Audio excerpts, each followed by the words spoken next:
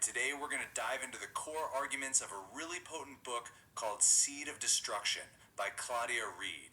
It claims to be a stark exposé on corporate power and, how it affects every single one of us. So let's get right into it. So right off the bat, the book's whole premise is laid bare with this quote. It's promising to pull back the curtain, suggesting that the economic world we all live in, well, it might have been deliberately shaped by some powerful forces that are usually kept hidden from the public eye. Okay, Section 1, the book on a system. At its heart, Seed of Destruction puts forward a pretty bold argument that our economic system didn't just stumble, it was actively and intentionally manipulated by just a few powerful players, all for their own profit. And this isn't just some abstract theory for the author. The book makes it very clear that Claudia Reid's entire investigation is fueled by her own direct, first-hand experience with what she describes as systemic corruption.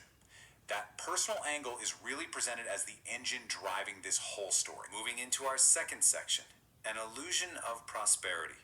So, the book's next big claim is that the economic strength that so many people believed in was really just a facade, a carefully constructed illusion hiding a much, much darker reality. And this is where the book lays out that central conflict. On one side, you have the public image, these solid, stable companies that were considered too big to fail.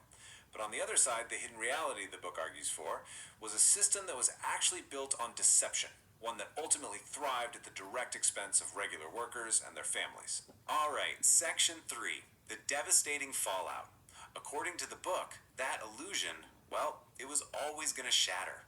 The narrative then draws a straight line from these supposed corporate schemes to the very real, very painful consequences for millions of people. The book traces this story over about 2 decades. It points to what it calls early warning signs, like the huge WorldCom bankruptcy right after 9/11. Then it follows the slow, steady drain of manufacturing jobs happening for years, and argues that it all led up to the huge economic crisis we saw in 2020. And the book is absolutely clear that the real price for all of this was paid in human terms.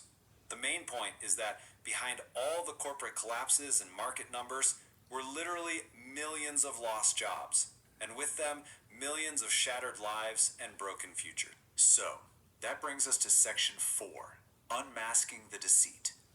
How exactly was all this manipulation supposedly pulled off? Well, the book claims to lay out the whole playbook of corporate schemes that were used to rig the game. So the book gets into some specific tactics. You've got the kind of thing you might expect, right? Like falsifying earnings reports to trick investors. But then it alleges some pretty wild stuff, like creating what it calls fraudulent job markets, basically posting tons of fake job listings to give a false sense of growth and mess with unemployment data. And all of this, the book claims, was happening while executives were cashing in on huge bonuses, and political influence was supposedly used to make sure nobody looked too closely. And this quote right here really gets to the absolute heart of the book's argument. These massive corporate failures, they're not presented as accidents or just unfortunate market cycles. The entire premise is built on revealing a shocking truth, that these collapses were the direct and intended result of deliberate actions. Okay, but it's not all doom and gloom. This brings us to Section 5, a blueprint for change. The book doesn't just leave us with the problem, it pivots pretty hard to proposing a solution, what it calls a blueprint for some really fundamental change. And this blueprint is laid out as a 3-step process. First, it starts with demanding accountability, holding the people at the top responsible. From there, it calls for building a totally new ethical system, rewriting the rules of the game to put fairness ahead of just pure profit. And what's the ultimate goal? To rebuild an economy that's actually designed to serve the public good, not just a handful of people at the top. And in the end, the book's final message is really one of empowerment. It shifts the spotlight away from the powerful people at the top and instead shines it on the strength and resilience of all the people who were affected.